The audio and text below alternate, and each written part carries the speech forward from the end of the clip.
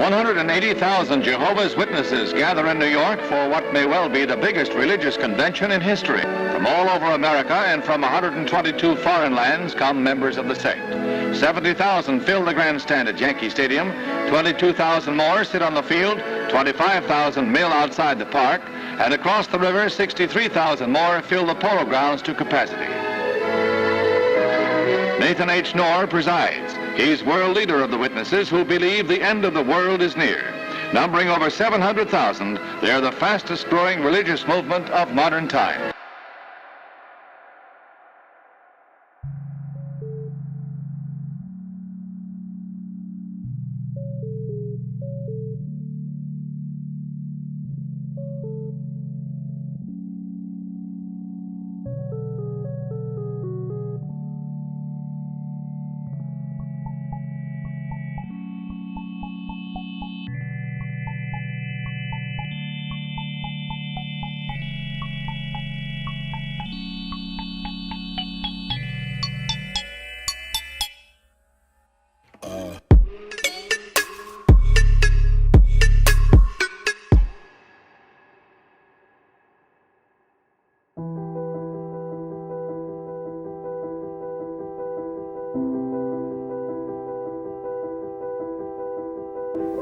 My name is Joshua Petty. I was one of Jehovah's Witnesses for almost 40 years. I'm 43 years old now, as of this week.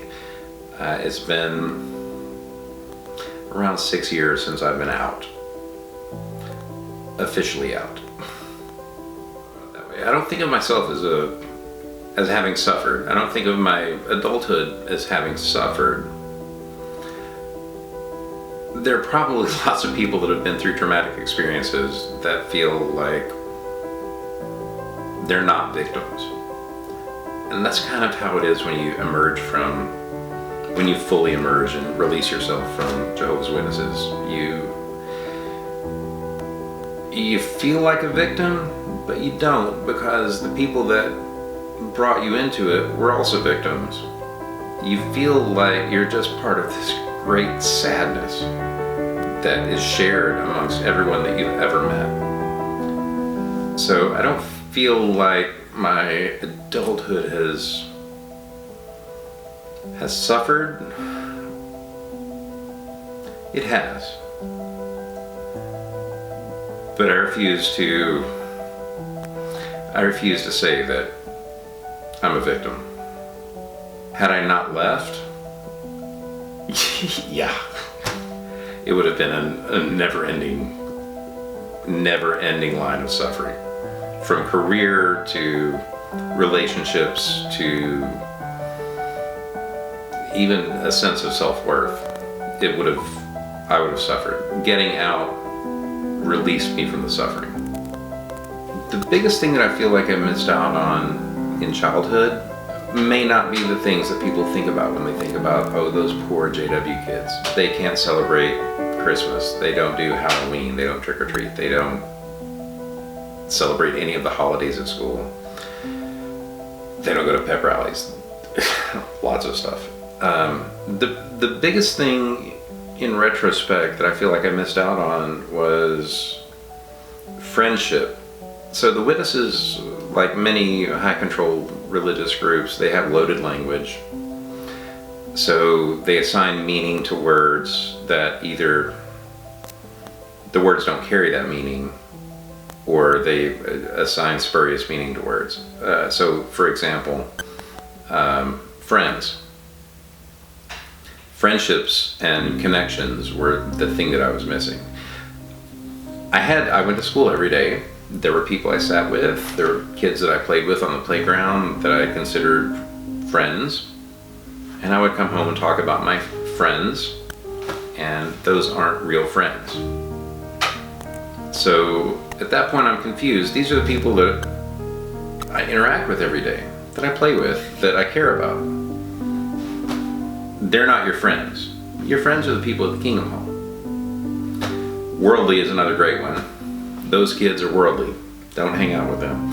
It was funny, I was an adult the first time somebody used worldly as a compliment. And I was a little bit offended that somebody would call me worldly. I mean, I had traveled, I had worked, I had done all kinds of stuff. And that's the biggest thing. It's the isolation that you get. The isolation from not having real friendships, from not even having the same vernacular. And that was the biggest thing. It makes you feel like an outsider, and it makes you feel like less than, while at the same time it makes you feel more than. It's a very elitist thing, you know. You can't be friends with those people because they're gonna die at Armageddon.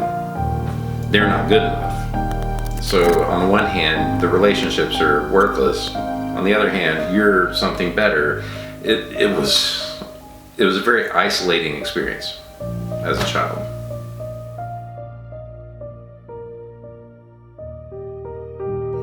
Or do you feel like JW kids miss out on a part of a normal childhood that thus hinders them from social abilities as adults? Yeah. Absolutely.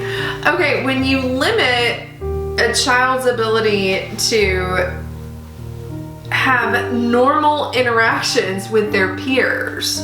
So let's just talk about going to school as a regular kiddo. When you tell a regular kiddo that is, let's say, 8 years old, because that's what I'm familiar with at this point, that their peers are evil or not worthy of having conversations with, or not someone they should associate with, and that they can't play sports and they can't do any sort of extracurriculars, yeah, absolutely, you're gonna stunt a child because the rest of the world doesn't operate that way. And when you tell a child that they can't talk to other children and they can't have friendships with their peers, it absolutely, it stunts everything. So one of the other times, so I grew up with a guy, he was my best friend and was like a brother to me. And I had moved back from New York. I'd been back for less than a year, and he was diagnosed with leukemia. And totally treatable with a blood transfusion. Now keep in mind, the witnesses, among other things, don't allow blood transfusions. And this guy he was a great guy, talented artist, wonderful wife, had just had a baby, and he's in a hospital dying because he's gonna do the right thing. He's gonna not accept a blood transfusion. And I remember thinking, God, just do it. Just do it, bud. And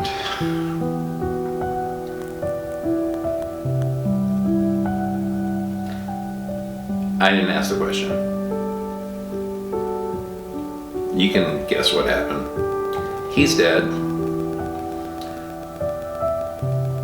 So, yeah, when you talk about questions that you can't ask, it's a lot more than,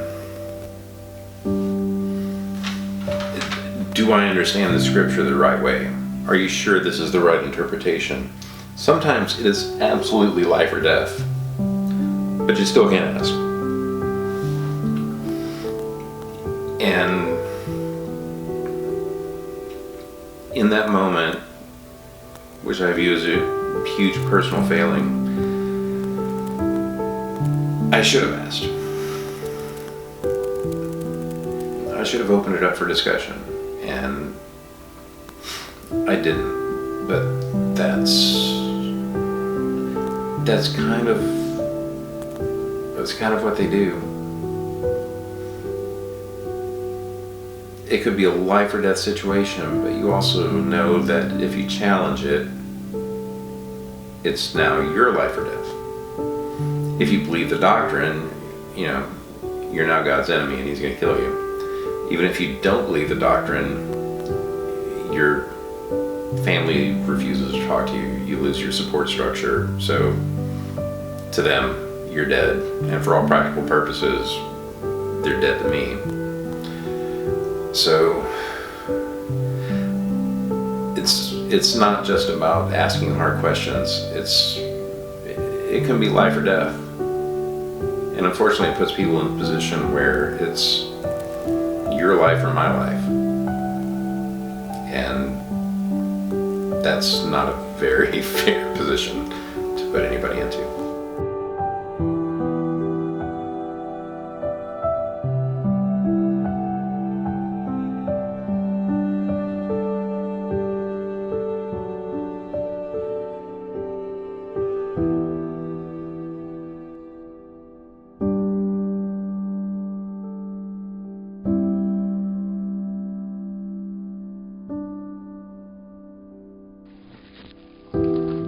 The question that hit me was, how has your adulthood suffered?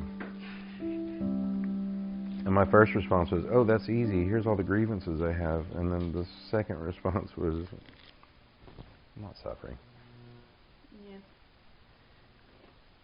If you're still in, you're suffering.